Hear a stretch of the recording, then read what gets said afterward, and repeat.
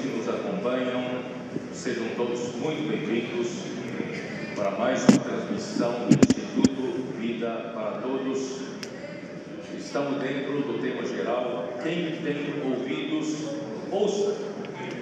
As 7 igrejas do Apocalipse, estamos falando sobre Sardes. A mensagem de número 4 tem por título Os Demais de Tiatira, a linha dourada da graça de Deus. A leitura da Bíblia é Apocalipse, capítulo 2, versículos de 24 até 29. A história da igreja nos ensina os erros e os acertos, e nós devemos valorizar por tudo que a igreja passou no passado, para nós não cairmos nos mesmos erros, e nós podemos valorizar o que o Senhor está fazendo no meio de nós. De uma forma maravilhosa, as coisas estão acontecendo, e através de conhecer a história do passado da igreja, nós passamos a saber, conhecer o que a igreja já passou, já trilhou no passado. Eu quero dizer para vocês que a história da igreja não foi uma história muito gloriosa. Foram quase 19 anos, 19 séculos de decadência, de degradação. E tudo começou quando a igreja não deu mais atenção devida para o falar vivo de Deus.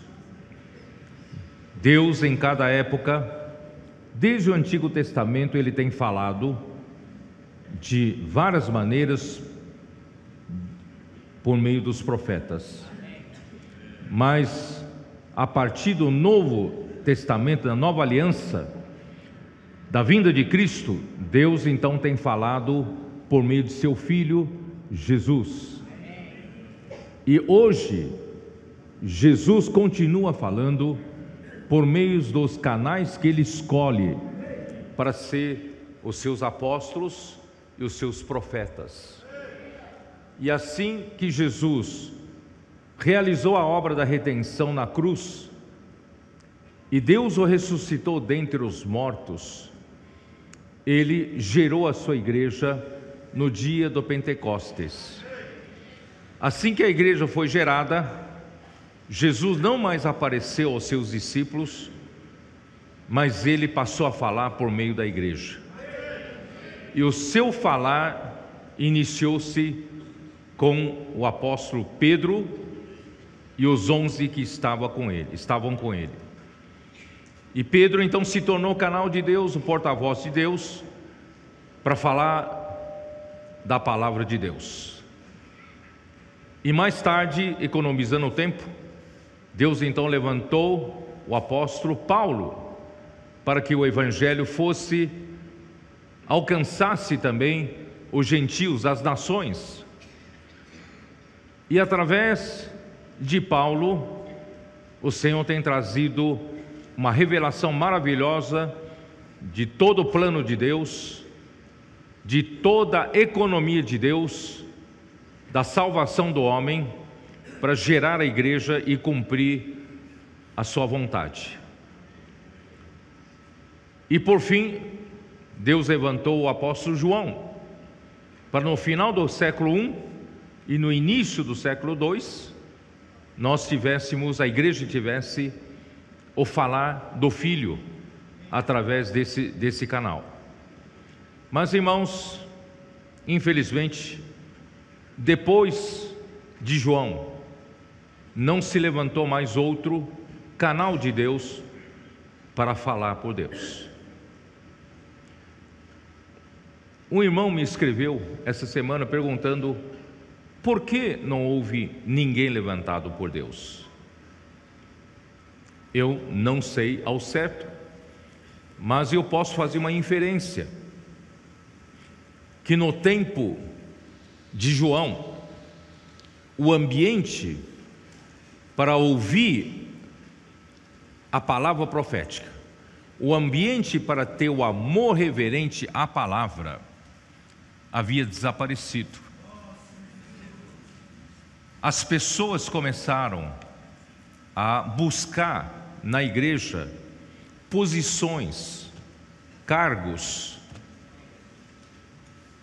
ambições para ter popularidade, seguidores. Tanto é que quando João enviou as suas equipes do Evangelho numa região, está no seu registro da sua epístola, que Diótrefes, vocês se lembram desse nome? Que Diótrefes, que gosta de exercer a preeminência na igreja, foi contra, não recebeu essas equipes do Evangelho, ele condenava quem recebesse. Então, queridos irmãos, já havia ali um ambiente de disputa pelo poder, disputa pela posição na igreja. Irmãos, isso não é nada salutar, não é nada saudável. Isso trouxe a degradação da igreja. Não precisa ir muito longe. Quando Paulo chamou os presbíteros de Éfeso, quando ele passou por Mileto, pode dar uma olhada, Atos capítulo 20, que ele disse para eles, ele falou assim no versículo 20 de Atos capítulo 20, versículo 30 de Atos capítulo 20, e que dentre vós mesmos, eu vou ler desde o 29, eu sei que depois da minha partida, entre vós penetrarão lobos vorazes, que não pouparão o rebanho. Quer dizer, penetrarão entre os irmãos da igreja pessoas que só visam seu próprio lucro, pessoas que só visam no seu próprio interesse, no seu nome, na sua fama, da sua família, na sua popularidade, na sua glória, e pouco se preocupando com o rebanho de Deus. Mesmo que o rebanho se perca, vá para o mundo, ele não está nem aí preocupado, mas ele quer causar divisão para seu próprio interesse. Aí no versículo 30, e que dentre vós mesmo, não está do lado de fora não, dentre vós, se levantaram homens falando coisas pervertidas para arrastar os discípulos atrás deles. Então surgirão pessoas que não se preocuparão com a igreja, não se preocuparão com os interesses do rebanho de Deus, eles só se preocupam consigo mesmo, com a sua própria obra, com a sua própria glória, né? Arrastando pessoas atrás de si, mesmo que eles se percam, e não estavam preocupados.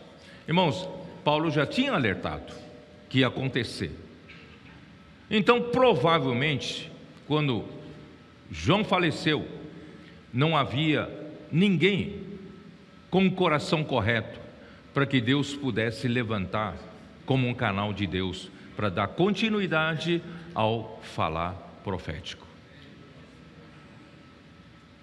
E aí deu oportunidade. Vocês sabem, eu não sei se vocês entendem o que eu vou dizer agora. A palavra de Deus para a igreja é o governo de Deus na igreja. Na Bíblia é revelada que a igreja não é uma organização religiosa humana, não é uma instituição religiosa que tem um governo humano. A igreja é revelada pela Bíblia como o corpo de Cristo, e Cristo é a cabeça, e nós somos membros deste corpo uns dos outros. Então a igreja é uma coisa viva, um organismo vivo divino, lá do céu. A igreja não pertence a essa terra. Nós temos a vida de Deus. Então, de que maneira Cristo, na prática, governa a sua igreja? Pergunto para vocês. De que maneira Cristo consegue ter o seu encabeçamento no nosso dia a dia da vida da igreja? Vocês já estão instruídos. É a palavra de Deus. Se você tirar a palavra de Deus, eu não digo palavra de Deus registrada na Bíblia, eu digo o falar de Deus vivo em cada instante para a igreja, irmãos, traz o governo de Deus. No momento em que desapareceu o falar de Deus na igreja, também desapareceu o governo de Deus na igreja. Quando não há governo de Deus na igreja, os homens então tentam preencher esse vácuo, esse vazio. Nós não podemos deixar a igreja à deriva, então vamos criar uma maneira de levar a igreja adiante com o governo humano. E assim criaram o governo pelos bispos. Inventaram uma hierarquia na igreja que não existe na Bíblia, porque os bispos na Bíblia são iguais aos presbíteros das igrejas. Presbíteros se referem às pessoas anciãs, são mais maduras com relação aos santos. E bispo refere-se à supervisão, isto é, a função desses presbíteros. Os bispos não são uma categoria de pessoas superior aos presbíteros, é a função dos presbíteros. Só que, já que não tem mais o governo do Espírito, não tem mais o governo de Cristo, então nós precisamos nos organizar. Aí então eles inventaram essa hierarquia. É muito difícil reunir todos os presbíteros de todas as igrejas, então vamos eleger apenas um ou poucos presbíteros, bispos, e nós vamos reunir só bispos. Aí veio o episcopado, o governo pelos bispos. Irmãos, aí infelizmente isso atiçou a natureza caída humana. Quando surge a hierarquia, quando surge alguém numa categoria superior aos outros, irmãos, isso é a obra dos nicolaítas. Eu já disse isso. Nico refere-se àquele que domina, aquele que é vitorioso, né? E laicos, né? Laicatis é leigos, que são os leigos são povo comum. Então surge uma categoria de pessoas que controla o povo comum. E assim surgiu o clericalismo na história da igreja, que não tem na Bíblia. Aí a igreja é dividida em duas categorias: clero e os leigos. O clero é que cuida do governo da igreja, das coisas da igreja, e os leigos apenas ouvem, obedecem e ofertam para que a igreja possa ir para frente. Irmãos, aí esse é o principal motivo, é a palavra profética, a ausência da palavra profética e a ausência do governo de Cristo, o governo do Espírito Santo na igreja, é que tudo se decaiu. A degradação entrou na igreja. E os bispos buscando cada vez mais posição para si, né? Privilégios para si, poder para si. E quando a igreja se uniu ao mundo com o imperador Constantino, aumentou mais ainda o poder do clero.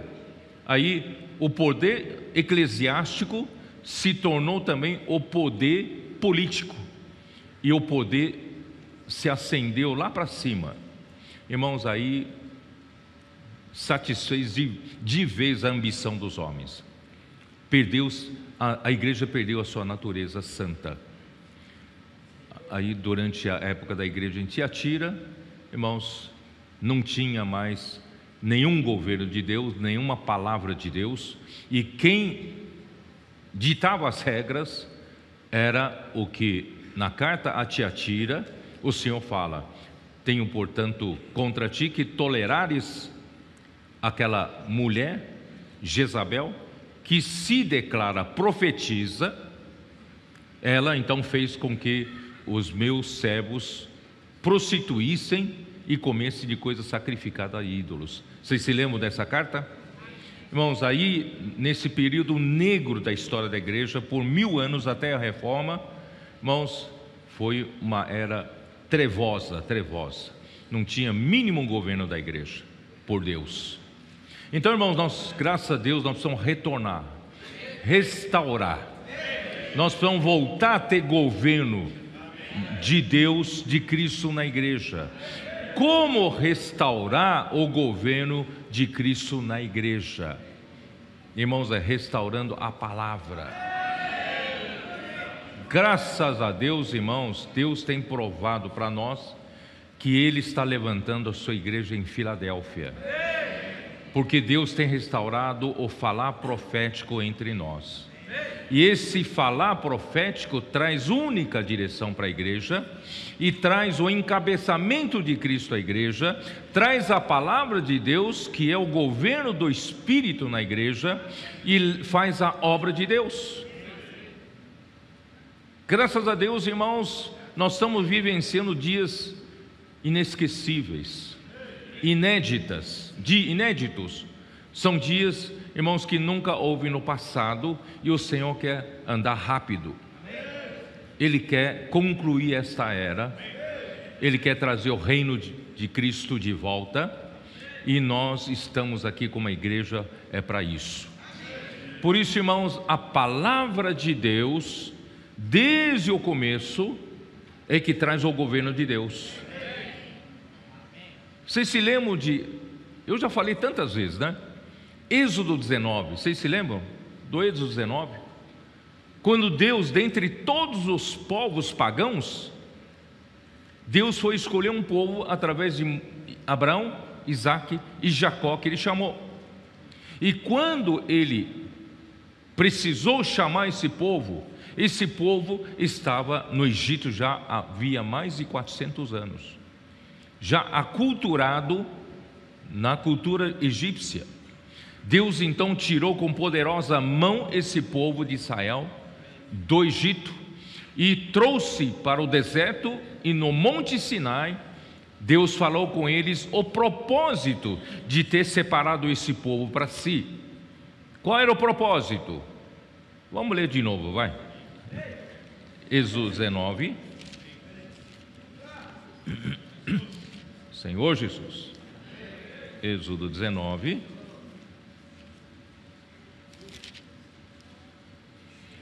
Versículo 4: tendes visto o que fiz aos egípcios, e vos levei sobre asas de águia, e vos cheguei a mim.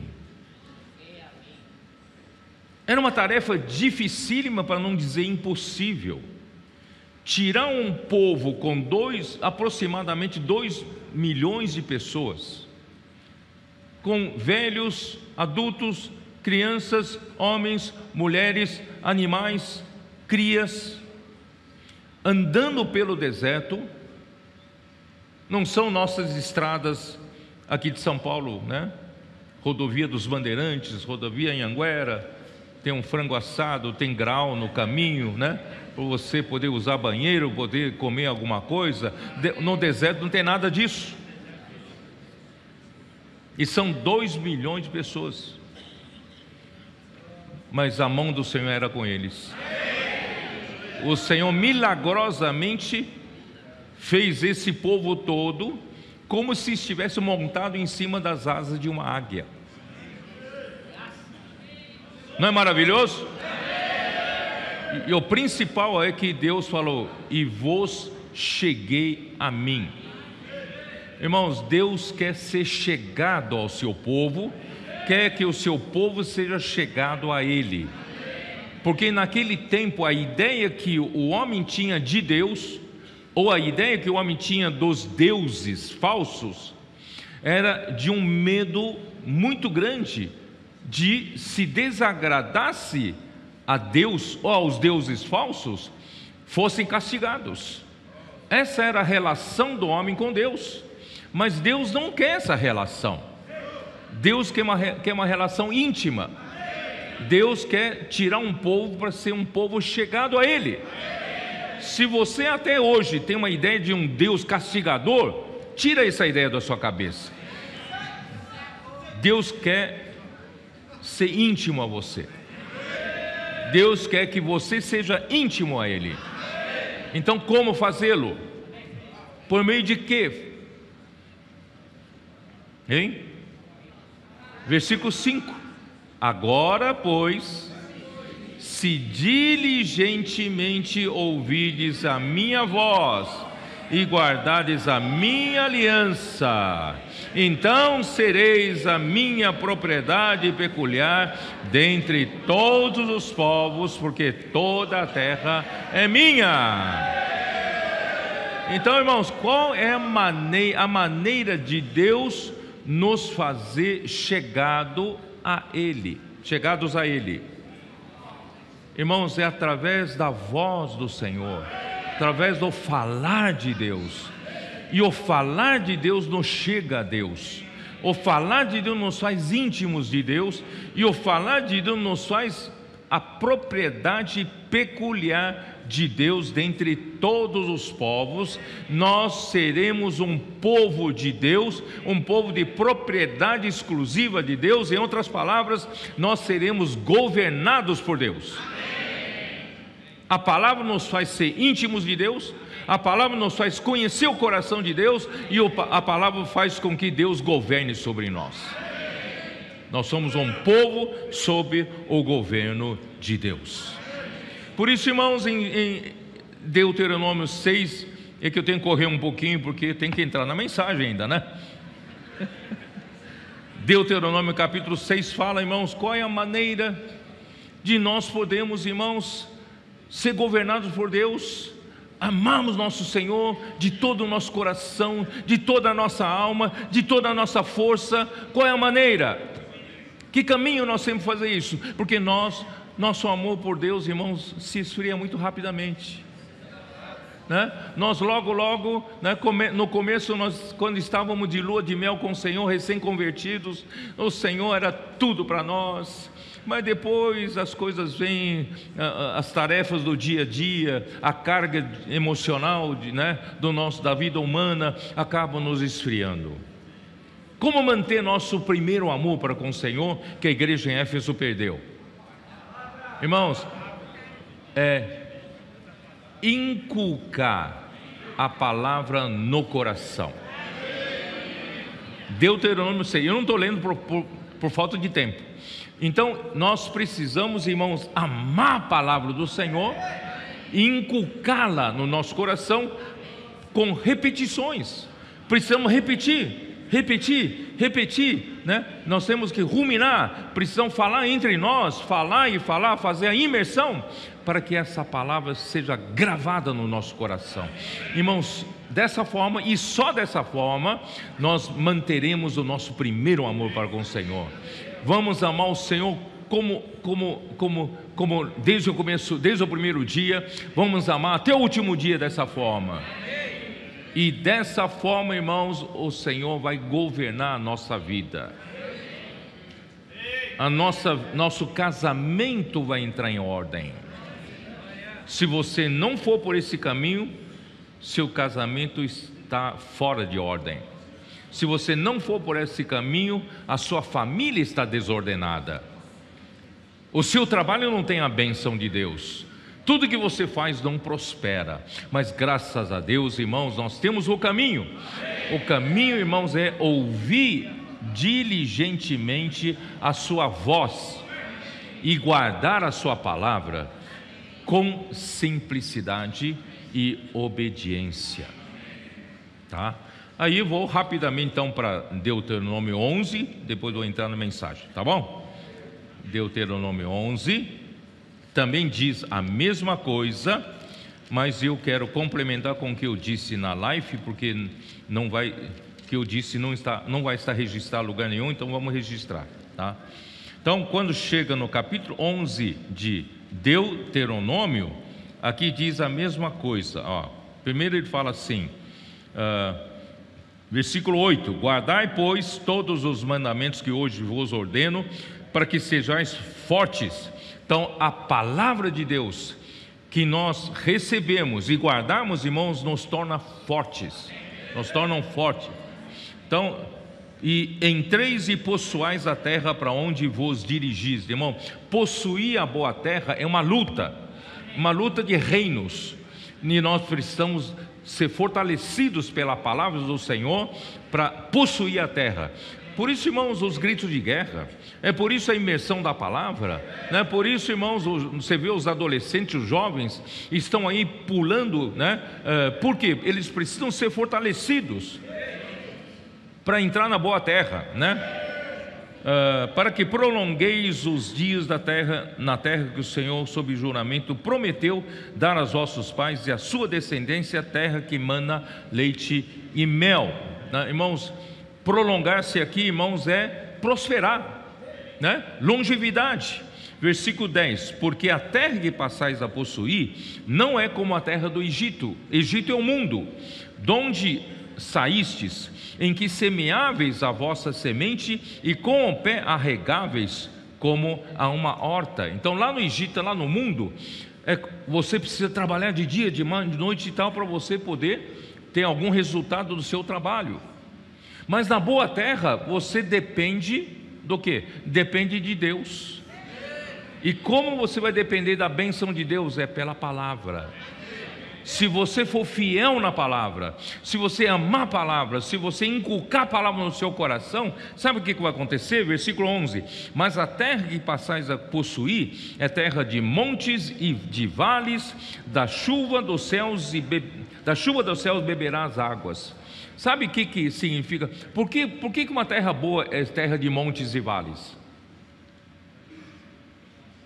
Porque a chuva que desce do céu se acumula nos montes e depois vai escoando, vai fluindo pelos vales, não é?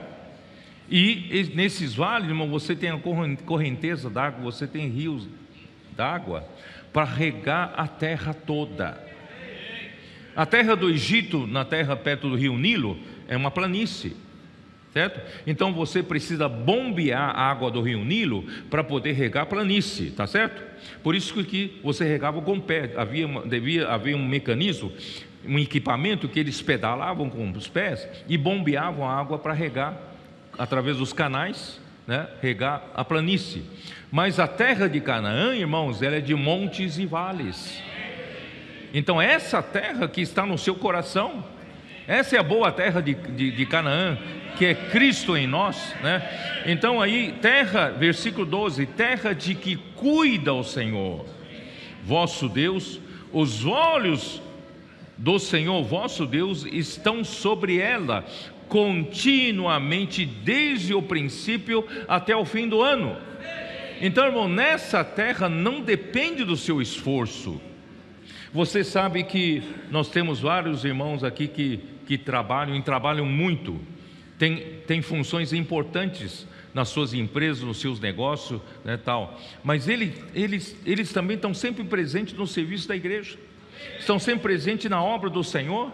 Às vezes viajam comigo para as conferências. De onde eles tiram tempo para isso? Porque o tempo é dinheiro, não é isso?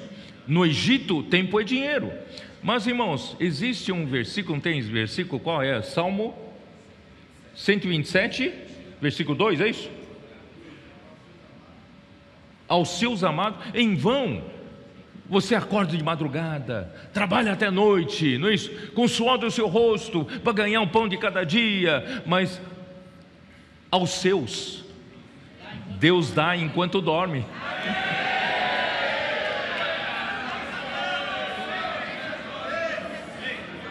Né? Não tenho tempo para o Senhor, não tenho tempo para reunião, não tenho tempo para a palavra, eu tenho que ganhar dinheiro, eu tenho que trabalhar porque eu tenho muita necessidade, sustentar minha família. Irmãos, mas se você servir ao Senhor, você vai ver que o Senhor vai dar para você enquanto você dorme. Acredite nisso, acredite nisso. Ó Senhor Jesus, se diligentemente obedecidos a meus mandamentos que hoje vos ordeno, de amar o Senhor em primeiro lugar. É o primeiro item do mandamento, né? Amar o Senhor vosso Deus e de o servir de todo o vosso coração e toda a vossa alma. Eu darei, Deus disse, eu darei as chuvas da vossa terra a seu tempo. Da chuva, irmãos, em tempo errado é desastre, mas da chuva no tempo certo é bênção. Eu darei a chuva da vossa terra a seu tempo, as primeiras e as últimas, para que recolhais o vosso cereal e o vosso vinho e o vosso azeite. Aleluia! Eu gosto muito do versículo 15: darei erva no vosso campo aos vossos gados, e comereis e vos fartareis. Sabe quem são esses gados? É o seu negócio, é o seu emprego, o seu ganha-pão. Se você serve ao Senhor, ama ao Senhor em primeiro lugar, não é isso? Você faz a imersão na palavra do Senhor, pode ter certeza que o Senhor dará erva ao seu negócio. O Senhor fará com que o seu negócio prospere, e você vai comer e se fartar. Não acredita? O Senhor falou, provai-me nisso. Pode provar o Senhor, tá? Aí então, versículo 18: ponde, pois, estas minhas palavras no vosso coração, na vossa alma, atai-a por sinal na vossa mão, para que estejam por frontal entre os olhos, etc. Eu não vou conseguir ler, senão vou gastar a mensagem toda aqui, né? Aí, irmãos, aí no versículo 25: ninguém vos poderá resistir, o Senhor vosso Deus porá sobre toda a terra que pisardes o vosso terror e o vosso temor, como já vos tenho dito. Onde puser a planta dos nossos pés, irmãos, o Senhor vai nos dar por herança. Por isso, irmão, nós estamos saindo, pregando o Evangelho, contatando as pessoas, resgatando as pessoas. Irmão, nós estamos tomando terra para o Senhor. Aí onde eu quero chegar, irmão, para terminar essa parte, é o versículo 26. Eis que hoje eu ponho diante de vós a bênção e a maldição. Mesmo diante de tudo que eu expliquei para vocês, a escolha ainda é sua. Escolha a bênção. Mas que é escolher a bênção? Que é escolher a bênção e não a maldição? Está explicado aí. A bênção, quando cumprirdes os mandamentos do Senhor vosso Deus, que hoje vos ordeno. A bênção, irmãos, é ouvir diligentemente a palavra do Senhor e guardar. Amor reverente à palavra, não é isso? Inculcar a palavra no coração e fazer imersão da palavra, e a palavra está todo dia entre nós. Irmãos, antigamente a nossa vida da igreja convencional, tradicional, era só 2, 3 vezes por semana. Os mais fiéis iam para reuniões da igreja. O restante do tempo, irmão, a gente vivia no mundo, ninguém está vendo, não é isso? Então, de certa forma, a nossa vida ainda era muito de fachada. A vida cristã, a nossa vida cristã e da igreja, era muito de fachada. Não tinha tanta realidade assim, porque tinha muito tempo gasto, né, no nosso particular. Mas, irmãos, hoje, mesmo no particular, nós podemos, irmão, estar imergindo, fazendo com que essa palavra habite ricamente em nós. É ou não é? No trabalho, podemos puxar aquela folhinha, né, da imersão. Olha só que os irmãos fizeram para nós. Temos que valorizar o que os irmãos estão trabalhando, né? Pega aquelas poucas frases do dia, começa a fazer imersão. Ore ao Senhor, até gravar cada palavra no coração. Você vai ver o seu dia mudar. Assim você não viverá mais uma vida cristã de fachada. Essas palavras vão trazer realidade espiritual na sua vida, né? Aí, irmãos, que vai acontecer? Você vai ser abençoado, porque você escolheu a bênção. Mas agora eu pergunto para você, o que é escolher a maldição? Na nossa cabeça, escolher a maldição é escolher pecado, escolher ir para o mundo, escolher as drogas, escolher a prostituição, né, na nossa cabeça. Aqui não fala disso. Aqui fala a maldição que é. A maldição é não cumprir os mandamentos do Senhor. Em outras palavras, se você não ouve diligentemente a palavra do Senhor, a voz do Senhor, e você não grava a palavra, inculca a palavra no seu coração, irmãos, espontaneamente, não precisa ninguém te castigar, espontaneamente você terá escolhido a maldição e a sua vida será uma maldição. Por quê? Porque você não terá palavra para te abençoar, você não terá palavra para te orientar, você não terá palavra para pôr em ordem a sua vida. Então, facilmente você se desviará da palavra e do Senhor. Não é isso que fala? Maldição, se não cumprirdes os mandamentos do Senhor vosso Deus, mas vos desviardes do caminho que hoje vos ordeno, para seguirdes outros deuses que não conhecestes. Se você rejeita essa palavra, você então começa, sabe, esses outros deuses, através de outras vozes, vão começar a te influenciar. Palavras negativas entrarão nos seus ouvidos e você começa a ter problema com imersão, você começa a ter problema com os que estão seguindo positivamente na bênção do Senhor, e você vai se desviar, vai seguir outros deuses. Essa é a maldição, tá? Então, quando porém o Senhor teu Deus te introduzir na terra a que vais para possuí-la, então pronunciarás a bênção sobre o monte Gerizim e a maldição sobre o monte Ebal. Quando eles estavam para entrar, possuir a terra de Canaã, Deus levou o povo diante de dois montes, Gerizim e Ebal. Falou para o povo: agora a escolha é de vocês. Cada um tem liberdade de escolha, né? Você tem liberdade, só que arque com as consequências da sua escolha. Se você escolher o monte Gerizim, a sua vida vai estar numa bênção.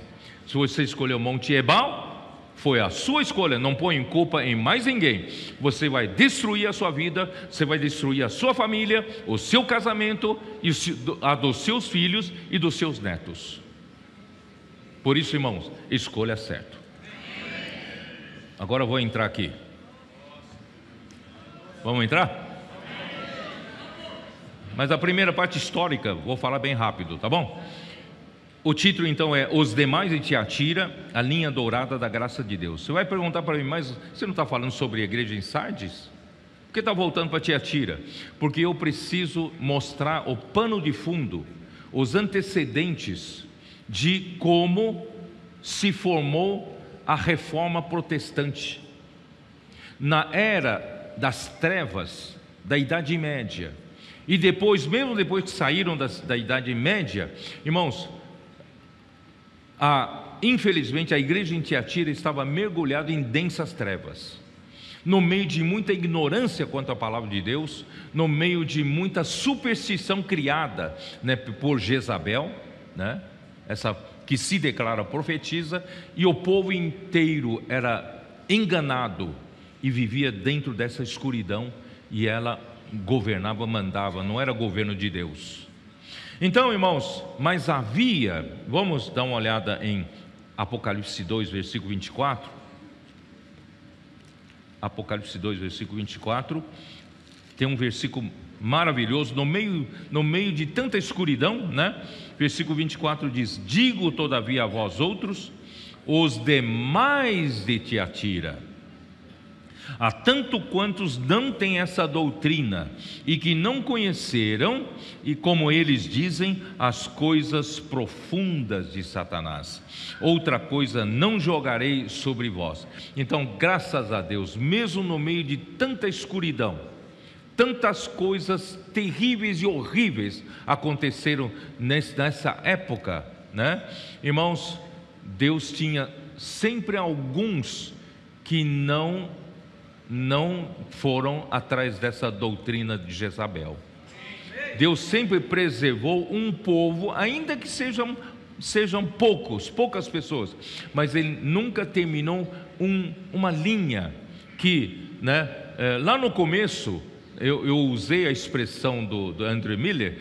No começo ele usou a linha prateada, mas agora ele está usando linha dourada, né? Então por isso que eu estou usando também a linha dourada. Essa linha de ouro representa a natureza de Deus.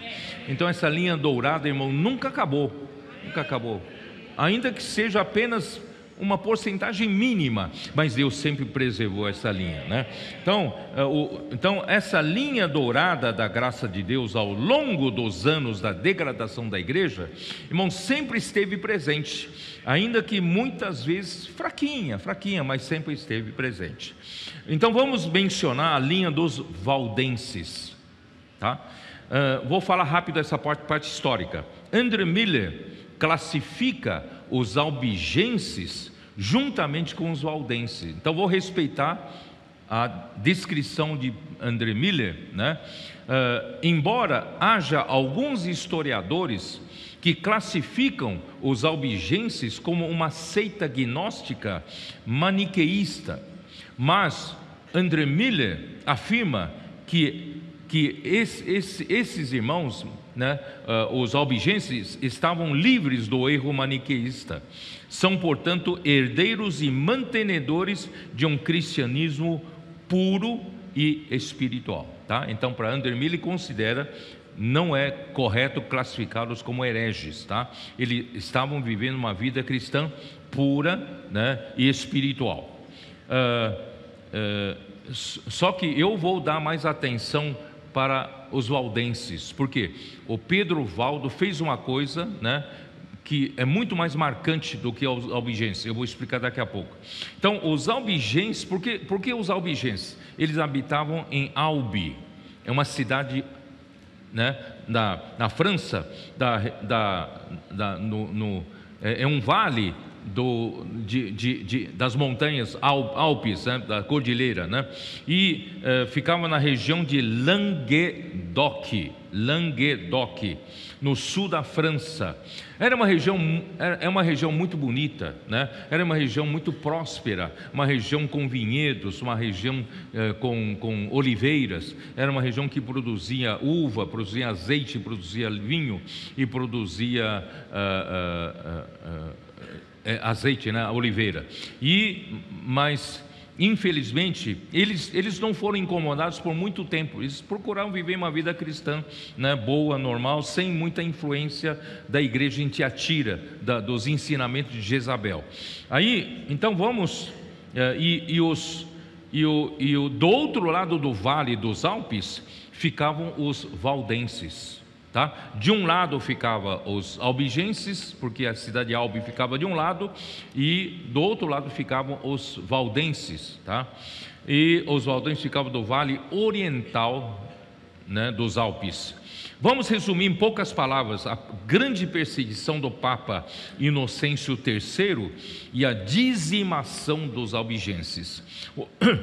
O papado era visto por eles como quem destruía as almas das pessoas e que impedia todo o progresso no campo das artes e da educação do povo, pois para a hierarquia romana conseguir a submissão do povo leigo, tinha de mantê-lo na ignorância, na superstição e na escravidão. E eles não foram perturbados por longos anos, porque era um povo pacífico. Eles eram trabalhadores e eram prósperos naquilo que eles faziam. E os sacerdotes da hierarquia romana eram desprezados por causa da sua corrupção moral, pela exploração dos órfãos e das viúvas e pela desonestidade, engodo, glutonaria e bebedeira já no clero romano, tá? No ano de 1209, o Papa convoca uma cruzada de 300 mil guerreiros rudes e ignorantes contra os verdadeiros cristãos, prometendo o perdão de dívidas e o perdão dos pecados e a vida eterna. O gigantesco exército, sedento por sangue e por despojos, marchou por terras de vinhas e olivais, queimando e destruindo tudo pela bela região de Languedoc. Vou explicar um pouquinho para vocês. Vocês já ouviram falar na história as cruzadas? Acho que você nem sabe o que são, né? As cruzadas, né? As cruzadas foram inventadas, né? Porque o povo naquele tempo, o povo religioso naquele tempo, eles davam muito valor para as peregrinações. Por isso, irmãos, hoje nós ouvimos peregrinações, não temos ouvido? Eles faziam peregrinações à Terra Santa. Eles consideravam Jerusalém uma terra santa, porque ali estava o túmulo de Jesus e ali onde Jesus morreu.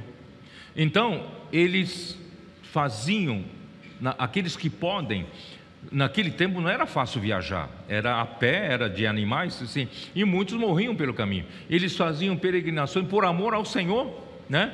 E iam até Jerusalém, considerada como terra santa. Só que a terra santa foram tomados pelos árabes, ou os que precederam a eles, né? E então o Papa naquele tempo, ele então resolveu juntar um exército.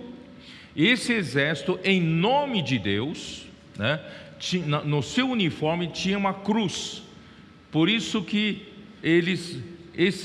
o soldado que tinha um uniforme com o lado cruz era um cruzado. E a campanha, né, de libertar a Terra Santa eram as cruzadas. As campanhas eram as cruzadas, entendeu? E por que as pessoas se alistavam para arriscar sua vida nessa guerra? E essa guerra, em geral, era uma guerra meia inglória, porque você lutar lá numa terra que você ignora, você não conhece a terra, e o povo da terra conhece a região, era um suicídio. Mas por que as pessoas se alistavam? Muitas pessoas se alistavam, sabe por quê? Por causa da indulgência papal, por causa do perdão dos pecados. Quer dizer, você vivia uma vida criminosa, você vivia uma vida cheia de dívidas, você vivia uma vida horrível. Agora chegou a grande oportunidade, você deixa tudo aquilo para trás e receber perdão de tudo, e você ir para o céu. E Papa tinha essa autoridade para eles naquele tempo, entendeu? Então eles se alistavam com a esperança de: puxa, eu fiz tanta coisa ruim na vida, e eu tenho uma chance de ir para o céu, né? Então eu não vou perder essa chance, mesmo que eu morra, eu vou para o céu, está garantido o meu lugar no paraíso. Irmãos, era assim. Perdão dos pecados. Irmãos, aí muitos se alistavam e muitos morreram. Morreu muita gente.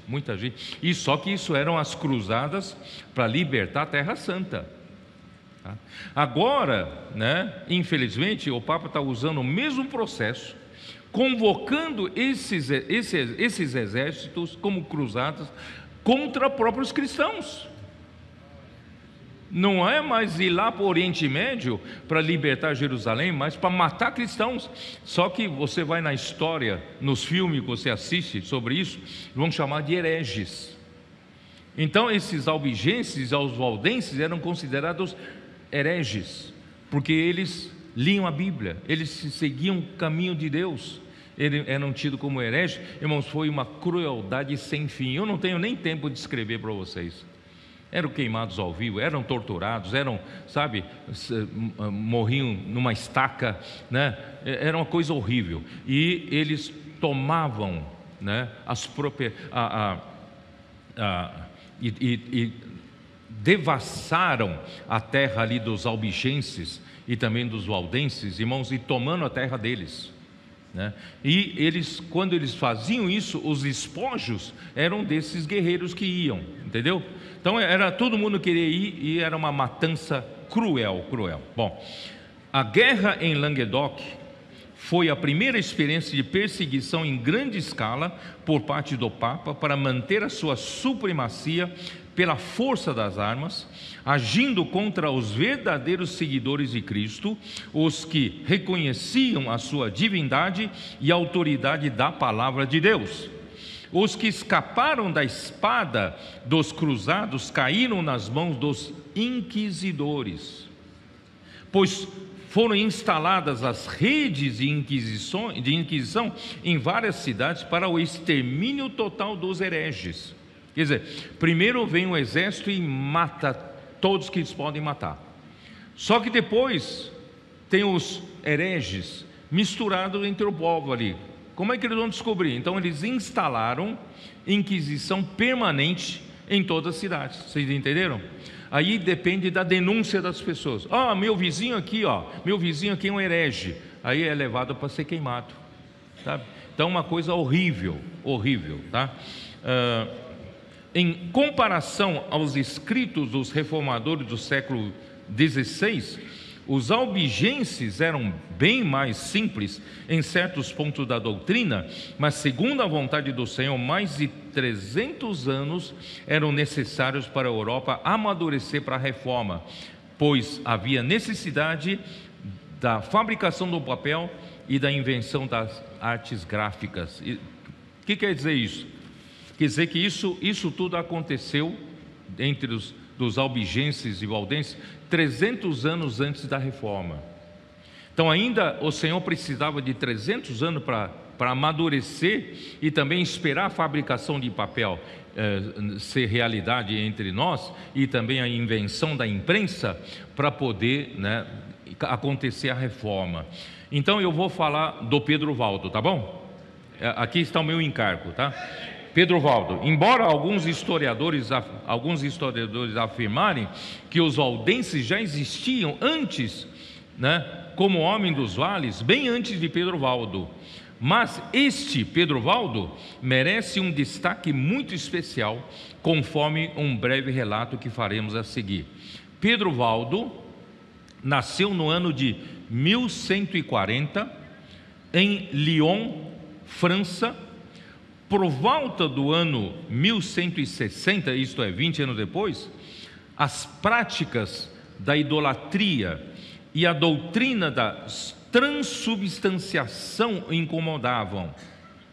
Sabe o que é a doutrina de transubstanciação? Não.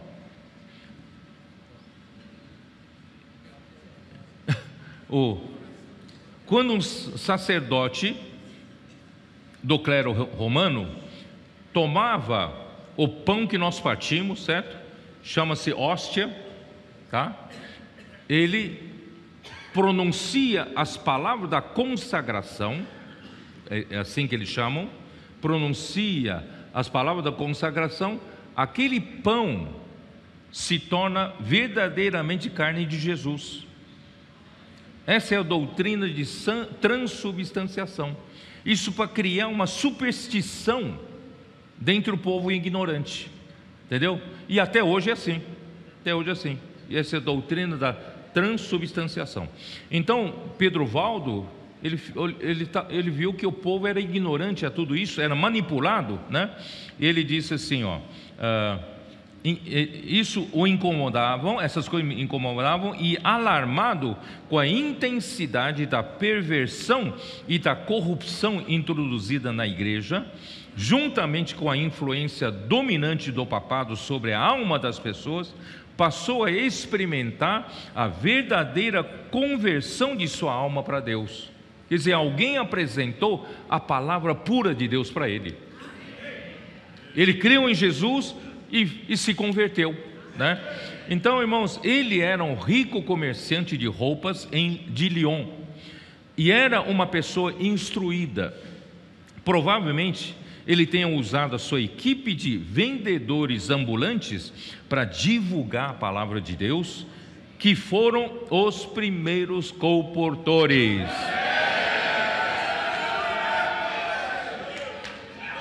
Aleluia! A palavra colportor vem do francês colporter. Não sei pronunciar certo, tá? Não sei falar francês. Sendo col, pescoço, tá? Porter é carregar, aquele que porta, né? Porta-retrato, porta aquilo que carrega, né? Então é uma sacola, uma bolsa, não é isso? Então uma bolsa que é pendurado, tem uma alça que é pendurada pelo pescoço. Então eles eram chamados de colportor porque eles usavam essas bolsas, né? Para colocar o quê? Colocava cópias das escrituras nas bolsas. Não é maravilhoso? Por quê? Porque Pedro Valdo, ele foi salvo porque teve contato com a palavra. E a palavra, né? A palavra era praticamente, né, impossível do povo comum conhecer. E naquele tempo a Bíblia tinha acesso, quem tinha acesso somente o clero. E era em latim. E só que o clero naquele tempo, os dogmas e os sacramentos da igreja de Roma eram mais importantes do que a própria palavra em si. Então os próprios sacerdotes nem entendiam, nem liam a Bíblia. Eles só precisavam saber dos dogmas e dos sacramentos, né, para poder oficiar como sacerdotes. Então ninguém lia a Bíblia. Além da Bíblia ser difícil, era em latim. Então o que Pedro Valdo fez, irmão? Isso sim eu quero realçar. Pedro Valdo fez uma coisa que os albigenses não fizeram. Pedro Valdo fez o quê? Ele contratou tradutores para traduzir para a língua local. Ele traduziu, ele contratou tradutores para traduzir do latim para a língua onde o Lyon, no lugar onde ele habitava, usava. Era a língua chamada franco-provençal. Franco-provençal. Então essa língua era a língua do povo da região, e ele mandou traduzir os 4 evangelhos e alguns outros livros da Bíblia. Então ele contratou os tradutores, também contratou os copistas. Naquele tempo não tinha imprensa, não tinha papel, não tinha imprensa, né? Então tinha que fazer os copistas, pagava caro para os copistas fazerem cópias. Então os seus vendedores saíam para a rua para vender roupa e carregavam dentro da bolsa aqui, ó, dentro da roupa, ninguém via, tá? Porque eles eram perseguidos. Então escondia dentro das roupas. O que eles põem aqui dentro? As cópias das escrituras que os copistas faziam, que os tradutores traduziram, certo? Então quando eles faziam negócio, né, e Pedro Valdo mandava ele de 2 em 2, a exemplo de Jesus. Jesus mandou, né, os discípulos saírem de 2 em 2, ele mandava de 2 em 2, isso é o coletivo, né? As equipes de colportores hoje saem, né? Sai como um corpo, né? Aí irmãos, o que acontecia, irmãos, quando eu percebi que essa pessoa estava aberta a palavra de Deus, aí ele puxava, o vendedor puxava a palavra de Deus, e não sei se fazia imersão com eles, né? Né? E começavam a ler com a pessoa, né? E a pessoa era salva, né? A pessoa ganhava um... Irmão, esse é o grande feito de Pedro Valdo, né? Ó Senhor Jesus. Então a sua grande contribuição para o verdadeiro evangelho é entre os anos 1170 e 1180. Ele encomendou tradução dos evangelhos e de alguns livros das escrituras para a língua do povo, o franco-provençal, pois a escritura naqueles dias estava completamente selada, porque ela só existia em latim. Assim, os seguidores de Valdo, uma vez supridos com cópias das escrituras em seu próprio idioma, podiam pregar ao povo a verdade pura, a palavra de Deus. E eles seguiam o exemplo do Senhor Jesus, eram enviados de 2 em 2. Aí, irmãos, lá vem a perseguição. Hoje é a mesma coisa, né? Satanás quer atacar a palavra, né? Isso suscitou a ira do Papa. pois as sagradas escrituras na língua do povo eram uma arma mortal contra a ignorância e a superstição em que as pessoas eram mantidas para a manipulação do povo.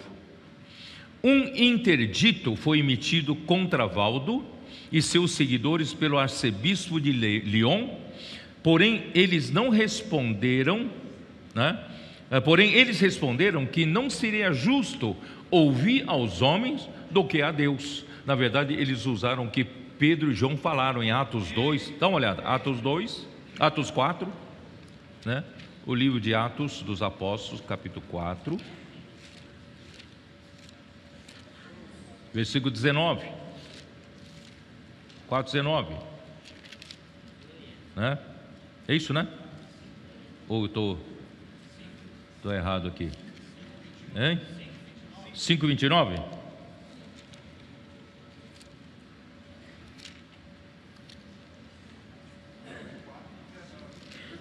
Eu anotei aqui 4:19. Aqui, ó. Versículo 18: chamando-os, os líderes dos judeus, chamando Pedro e João, ordenaram-lhes que absolutamente não falassem nem ensinassem em o nome de Jesus.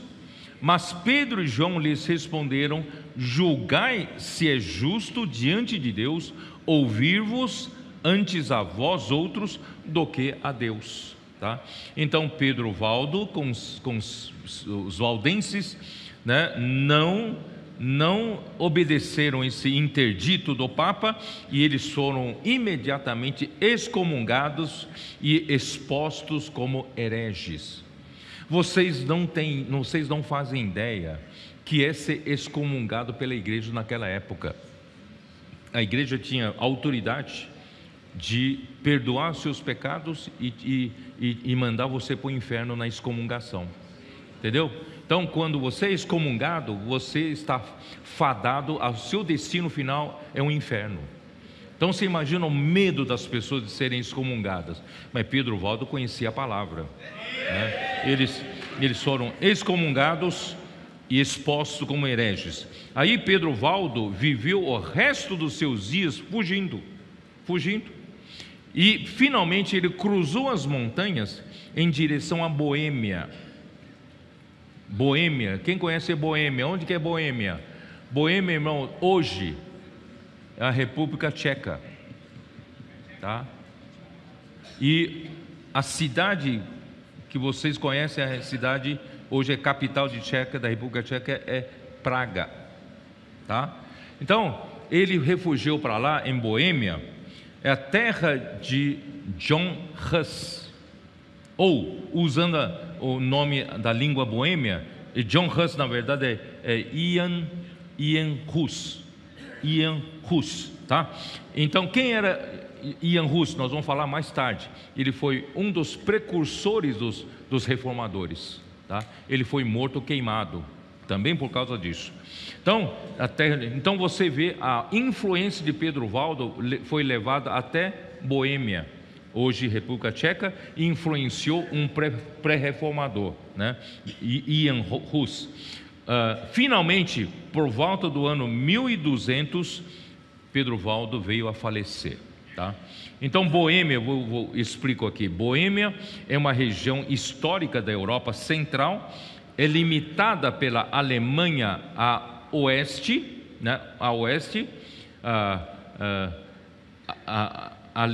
Boêmia, eu estou olhando para o mapa, Alemanha a oeste, Polônia a nordeste, e a província tcheca da Morávia a leste.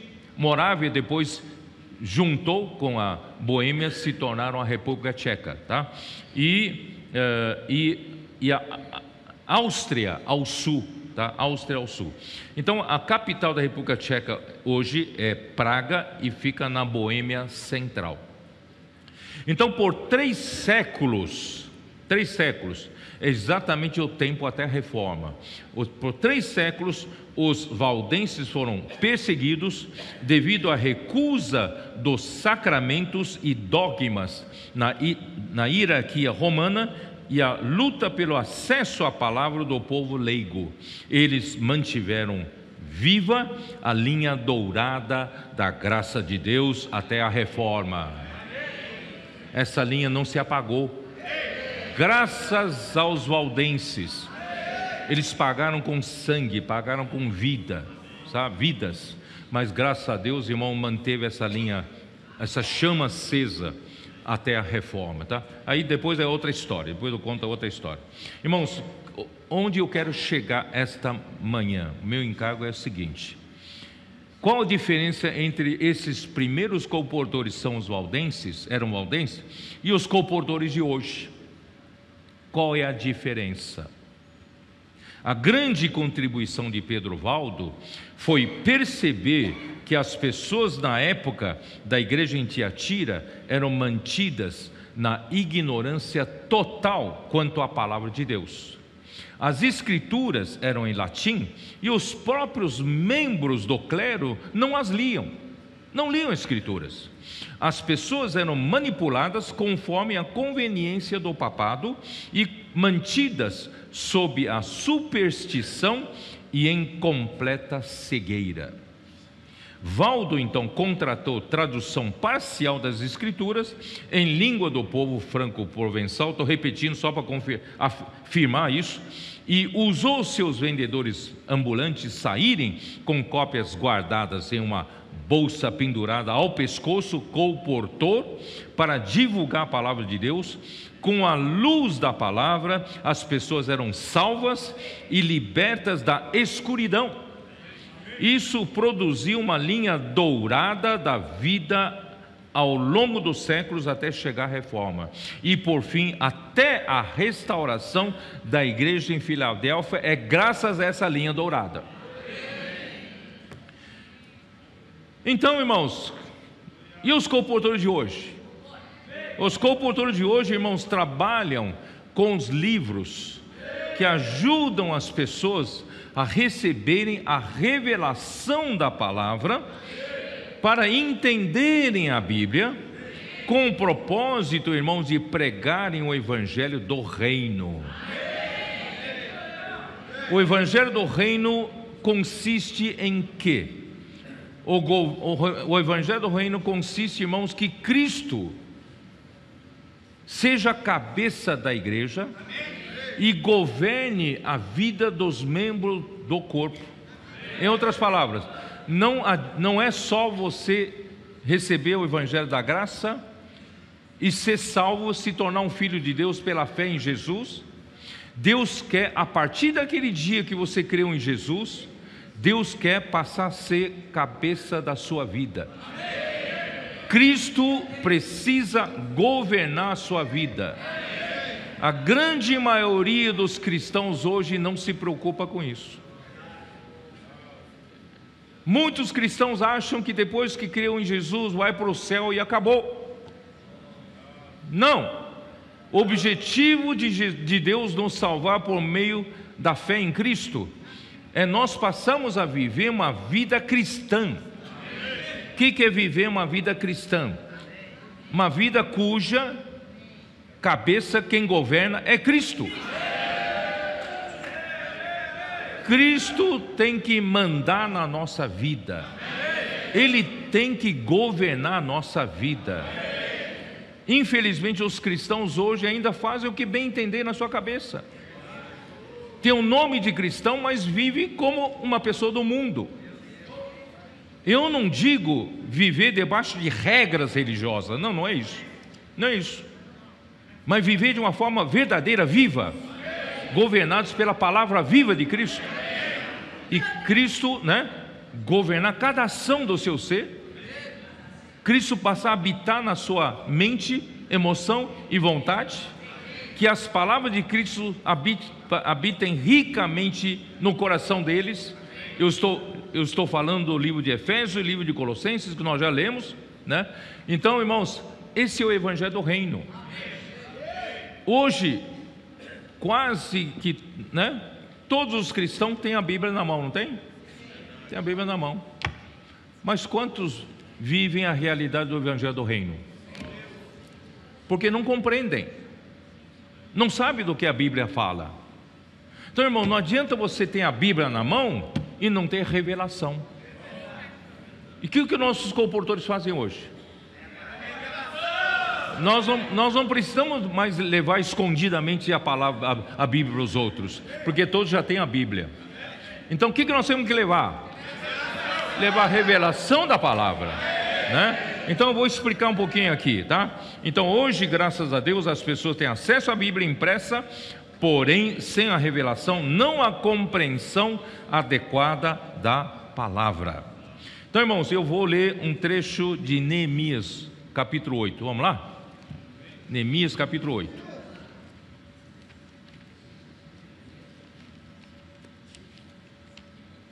Onde está Neemias? Quem sabe achar? Não vai procurar em Apocalipse, não. Neemias está ali do lado do Esdras, né? E onde fica Esdras? Depois de Crônicas, né? Depois, tá bom? Bom, vamos lá. Neemias, capítulo 8. É isso, né? Capítulo 8. Versículo 1: Em chegando o 7º mês, e estando os filhos de Israel nas suas cidades, todo o povo se ajuntou como um só homem na praça. Você sabe que tempos eram esses? Era um tempo da restauração de Jerusalém, tá? E o povo havia, você sabe que o cativeiro babilônico espalhou o povo de Judá, não é isso? Pela Babilônia. E depois Deus havia prometido que o rei Ciro, um rei gentil, iria fazer um decreto 70 anos depois de convocar o povo de volta para a restauração do templo, né? Por Zorobabel e Josué, e depois restauração da cidade de Jerusalém por Neemias. Irmãos, mas quem voltou era uma minoria. A maioria ficou no cativeiro babilônico, né? Vivendo na cultura da Babilônia. Mas esses poucos que voltaram eram poucos. Mas graças a Deus, esses poucos tinham coração. Irmão, nós somos o pequenino rebanho. Nós não somos muitos, mas, irmão, nós somos esse povo que voltou. Esse povo, irmãos, que paga o preço para cumprir a vontade de Deus, né? Então, irmãos, vamos. Aí o que acontece? Aí, vamos lá. Onde eu estou, hein? Em chegando o 7º mês, e estando os filhos de Israel nas suas cidades, e todo o povo se ajuntou como um só homem na praça, diante da porta das águas, e disseram a Esdras, o escriba, que trouxe o livro da lei de Moisés, que o Senhor tinha prescrito a Israel. Esdras, o sacerdote, trouxe a lei perante a congregação, tanto de homens como de mulheres, e todos os que eram capazes de entender o que ouviam.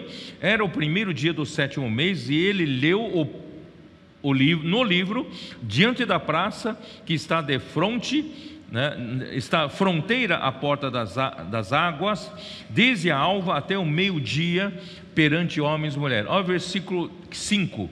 Esdras abriu o livro à vista de todo o povo, porque estava acima dele. Abrindo ele, todo o povo se pôs em pé, né?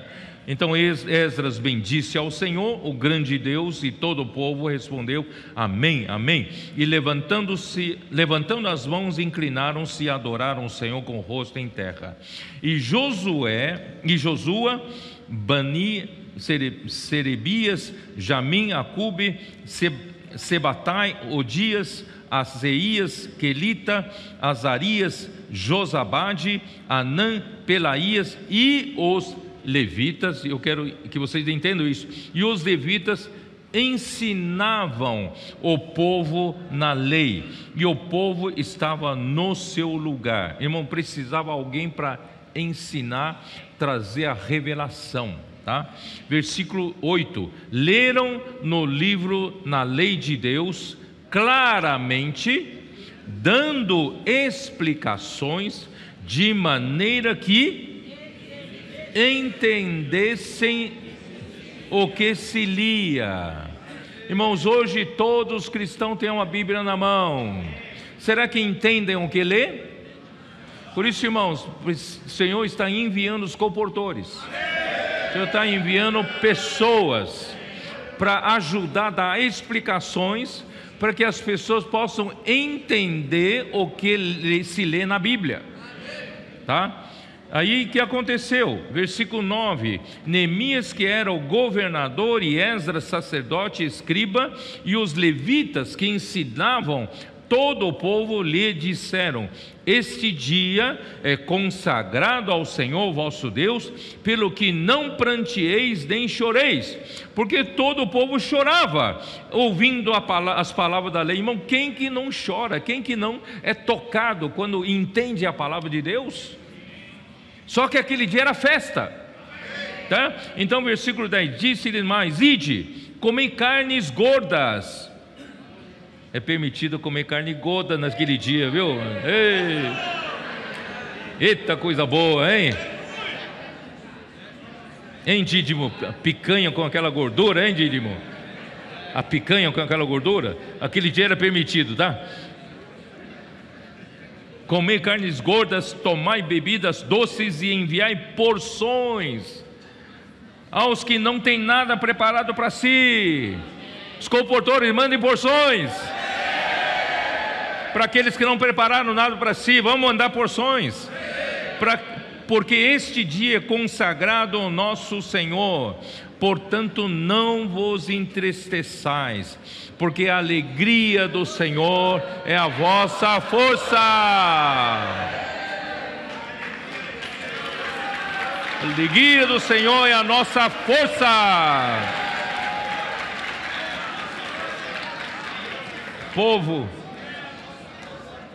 os levitas fizeram calar todo o povo, dizendo: calai-vos, porque esse dia é santo, não estejais contristados. Então todo o povo se foi a comer, a beber, enviar porções e a regozijar-se grandemente. Por quê? Porque tinham entendido as palavras que lhes foram explicadas.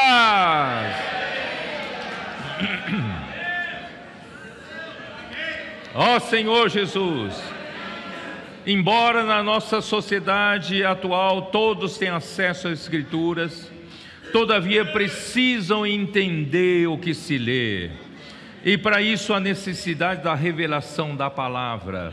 Por isso, irmão, não só os comportores, toda a igreja precisa participar disso.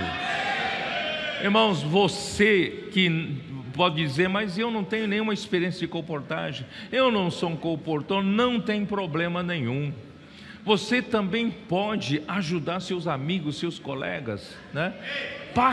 Passe um livro para ele, tá? Você vai começar a ter essa experiência, tá bom? Então, irmãos, graças a Deus, muitos irmãos não são comportores, mas depois que eles vieram passar uns dias no PAC, alguns dias no CEAP, irmãos, eles foram tão tocados pelas coisas que estão acontecendo. As pessoas, quando começam a entender a palavra de Deus, ficam, né, agradecidas. Irmãos, essas pessoas que não são comportoras, irmão, passam a querer também no seu dia a dia fazer isso. Por incrível que pareça, irmão, ontem à noite, a última comunhão que nós tivemos aqui à tarde, irmãos, os irmãos espontaneamente começaram a falar: vamos levar caixa de livro para ter essa experiência. Entre os irmãos particulares, as igrejas que estavam aqui presentes, nós vão levar mais de 100 caixas, né? Quase 100 caixas. Cada caixa tem 120 kits, 240 livros. E os irmãos se prontificaram, ninguém pressionou, ninguém falou nada, e eles quiseram fazer isso. Irmãos, eu também quero falar para os irmãos da igreja de São Paulo, da região de São Paulo, tá? Tem essa experiência também. Leve caixa de livro, ponha caixa de livro na sua sala. A dona de casa não gosta que põe uma caixa de livro em cima do sofá, né? Sofá para sentar, né? Então tá bom, então vamos ajudar a distribuir esses livros, que é semear a semente do Evangelho do Reino. E as pessoas, através dos livros, vão entender as explicações que se dá, né, por meio das revelações da palavra. Por isso, irmãos, vamos também nós pegarmos esse encargo.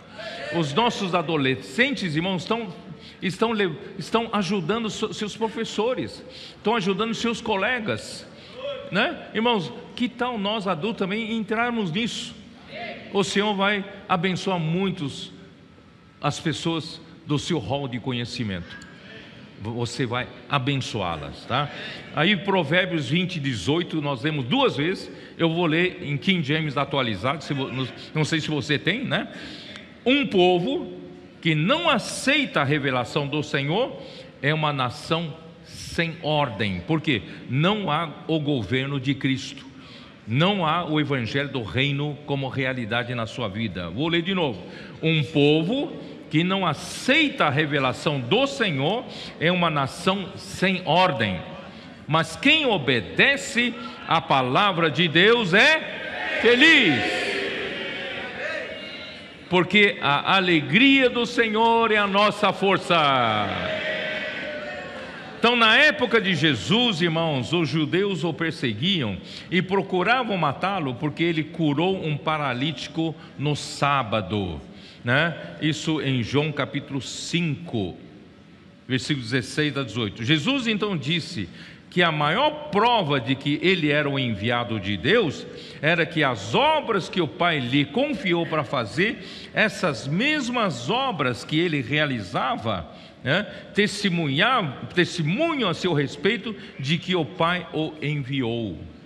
E disse ao povo que aparentemente era zeloso da lei: examinais as Escrituras, porque julgais ter nelas a vida eterna, e são elas mesmas que testificam de mim, contudo não quereis vir a mim para terdes vida.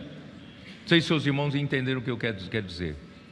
Irmãos, muitas pessoas têm a Escritura na mão hoje, têm a Bíblia na mão, e ficam examinando, né, em como praticar a palavra aqui, e não querem ir até o Senhor Jesus para ganhar revelação, para saber realmente o que Deus quer. Irmãos, chega de viver uma vida religiosa, de temer a Deus como aquele que castiga. Deus não é aquele que castiga, claro que Ele castiga também, mas, irmão, Deus quer suprir você com a sua graça, com a sua realidade, com a luz, com o amor que Ele é. Ele quer suprir você com todo o suprimento para você poder viver, não é isso? De acordo, né, com o governo de Deus. É isso que Deus quer, né? Então não adianta o povo, hoje muitos têm a Escritura na mão, examinam a Escritura, muitos são estudiosos da palavra, mas não tem revelação, não entendem o que estão lendo. Irmãos, vamos levar o Evangelho do Reino através dos livros para as pessoas. Então não era suficiente ter a Escritura nas mãos, mas o povo precisa ir até o Senhor para receber do Senhor a revelação da palavra, para ter vida. Não é só para não ser castigado. Deus quer dar vida para o homem. Eu sou o bom pastor, e o bom pastor veio para quê? Para dar vida, e a vida em abundância. E Lucas capítulo 24 registra uma história que eu já falei várias vezes. Vamos lá, Lucas 24, versículo 25.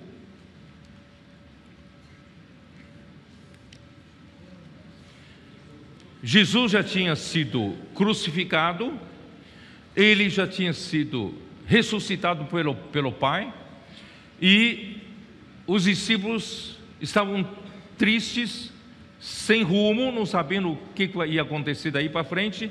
2 dos discípulos iam saindo de Jerusalém, descendo pelo caminho a Imaús, que era um vilarejo, e enquanto caminhava, Jesus apareceu caminhando com eles, e eles caminhando junto com eles, Jesus falou: o que vocês estão falando? Ele falou: ué, você não está sabendo dos últimos acontecimentos? O que vocês estão falando? É o varão aprovado por Deus, Jesus o Nazareno, não é isso? Ele foi morto, né? Tal. Aí Jesus então falou: mas vocês são muito, né, tardos do coração. A Escritura toda fala a respeito dele, né? Versículo, né? Onde está? Estou no 25, né? Então lhes disse Jesus: ó nécios e tardos de coração, para crer tudo o que os profetas disseram. Que os profetas já disseram e já está registrado, mas eles não compreendem, né? Porventura não convinha que o Cristo padecesse e entrasse na sua glória? Quer dizer, porque eles deviam pensar assim: mas pela lógica humana, Deus não deveria permitir que Cristo morresse, não é isso? Se Cristo era tão importante, Cristo não devia morrer. Mas não está escrito na Escritura que convinha que Cristo padecesse e entrasse na sua glória? E começando por Moisés, discorrendo por todos os profetas, expunha-lhes o que a seu respeito constava em todas as Escrituras. Quando se aproximavam da aldeia para onde iam, fez ele menção de passar adiante. Mas eles o constrangeram, dizendo: fica conosco, porque é tarde e o dia já declina. E entrou para ficar com eles. E aconteceu que, quando estavam à mesa, tomando ele o pão, abençoou-o e, tendo-o partido, lhes deu. Então se lhes abriram os olhos e o reconheceram, mas ele desapareceu da presença deles. E disseram um ao outro: porventura não nos ardia o coração quando ele pelo caminho nos falava, quando nos expunha as Escrituras? Irmãos, o povo precisa do nosso falar, o falar que traz a revelação de Deus.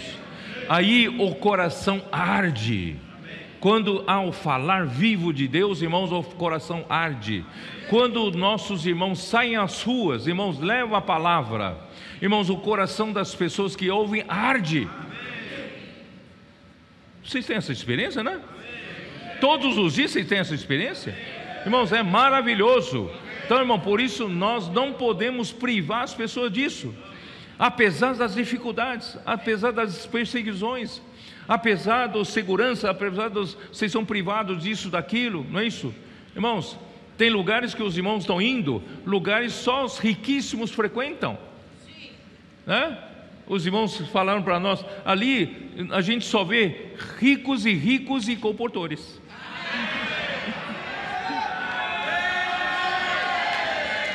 Porque só os comportores têm coragem de entrar naquele lugar, né? O Adriano me contou de que eles foram, né, o líder do comportor falando: entra nesse lugar. Ele olhou para o lugar, é um lugar chiquérrimo, né? Só a porta de vidro tinha 6 metros de altura. Ele falou assim, e não tinha nem maçaneta para abrir a porta. Falou: como é que eu vou entrar aí? Era alguém lá dentro é que julgam a aparência das pessoas para deixar entrar ou não deixar entrar. Entendeu? Então aí a ousadia do irmão, né? E foi lá e tal, e abriram. O que você quer? Não, aquelas 2 pessoas estão me esperando, né? Entrou. E as pessoas, irmão, receberam a explicação da palavra e o coração ardia. Irmãos, os milionários também precisam da palavra. Ou não? Aleluia. Não era, irmãos, graças ao Senhor. Vamos lá. Quando há o falar vivo do Senhor, o coração arde e o homem recebe a revelação. Atos 8, a experiência do eunuco, né? Vocês conhecem a experiência, não conhecem? 8, versículo 26. Um anjo do Senhor falou a Filipe, dizendo: dispõe-te e vai para o lado do sul, no caminho que desce de Jerusalém a Gaza. Este se acha deserto. E ele se levantou e foi. Olha só, nós precisamos ser obedientes ao Senhor, né? Vai para esse lugar chiquérrimo. Vamos. certo? O Senhor certamente abrirá a porta para nós. Eis que um etíope, eunuco, alto oficial de Candace, o cara devia estar numa carruagem luxuosíssima, né? Rainha dos etíopes, o qual era superintendente de todo o seu tesouro. Você imagina? É o ministro da economia da rainha, né? E que viera adorar em Jerusalém. Estava de volta e assentado no seu carro, vinha lendo o profeta Isaías. Então disse o Espírito a Filipe: aborda esse carro aí. Aborda esse carro, né? Aí Filipe foi lá: posso orar para você? Né? Correndo Filipe ouviu ler o profeta Isaías e perguntou: compreendes o que vens lendo? Compreendes o que vens lendo? Ele respondeu: como poderei entender se alguém não me explicar? Vocês entendem? As pessoas precisam que você vá para levar revelação para elas.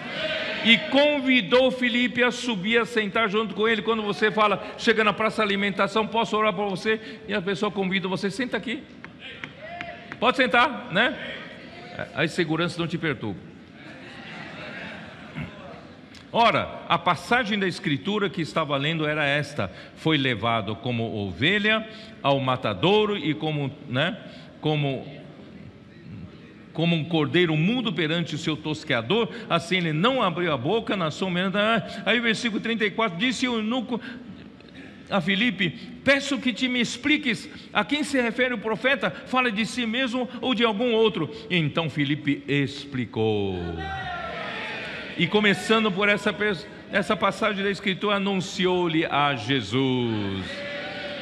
Irmão, seguindo eles caminho fora, chegando a certo lugar onde havia água, disse o eunuco, não foi nem Filipe, disse o eunuco: eis aqui água, que me impede que seja eu batizado?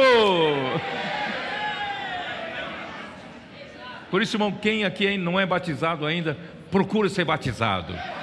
Vale a pena ter essa experiência. Filipe perguntou: é lícito se crês de todo o coração? Porque quem crê e for batizado será salvo, né? E respondendo ele disse: creio que Jesus Cristo é o Filho de Deus. Então mandou parar o carro, ambos desceram a água e Filipe batizou o eunuco. E quando saíram das águas, o Espírito do Senhor arrebatou a Filipe, não vendo mais o eunuco, este foi seguindo o seu caminho cheio de júbilo. A alegria do Senhor é a nossa força. Irmãos, qual então é a nossa missão como igreja? Mateus 24:14. Hein? E será pregado esse evangelho do reino por todo o mundo, para testemunho a todas as nações, então virá o fim. O Senhor nos incumbiu, a igreja em Filadélfia, irmão, trazer o fim. E como vamos trazer o fim? Pregar esse evangelho do reino. E como pregar esse evangelho do reino? Irmãos, é através da colportagem. Não tem outra forma. Vamos, irmãos, levar os livros que contêm a revelação da palavra de Deus para as pessoas que buscam. E certamente, irmão, muitos virão para trilhar conosco, irmão, esse caminho para a manifestação do reino dos céus. Então, irmão, nós temos essa responsabilidade e a nossa comissão é essa. Por isso, irmãos, não caia na conversa daqueles que são contra a comportagem, contra a imersão, contra isso, contra aquilo. Irmãos, Satanás está usando, né, para falar contra. Irmãos, nós queremos ser esses que vão trazer o Senhor de volta. E como na prática vamos trazer o Senhor de volta, irmãos, é pregar o evangelho do reino a toda a nação, todas as nações, para testemunhar a todas as nações, né?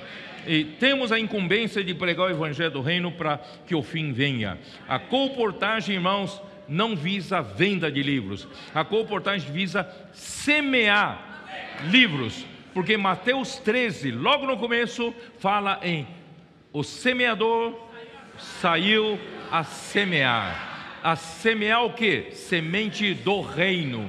semente do reino. Irmãos, nós estamos seguindo o que Jesus começou a fazer 2000 anos atrás, que é semear a semente do reino. E nós estamos seguindo os passos do Pedro Valdo, dos valdenses. Nós estamos semeando os livros, porque a comportagem vai semear os livros que contém a revelação da palavra, que fará Cristo encabeçar todos os membros que obedecem a ela. Temos pouco tempo de contato na rua quando abordamos pessoas, portanto, irmãos, não temos como passar todo o evangelho do reino para as pessoas, mas nós deixamos livros nas mãos dessas pessoas e também deixamos contatos. Você quer ser cuidado, irmãos, essa pessoa que busca certamente vai achar o caminho para ser um vencedor como nós. Jesus é o Senhor.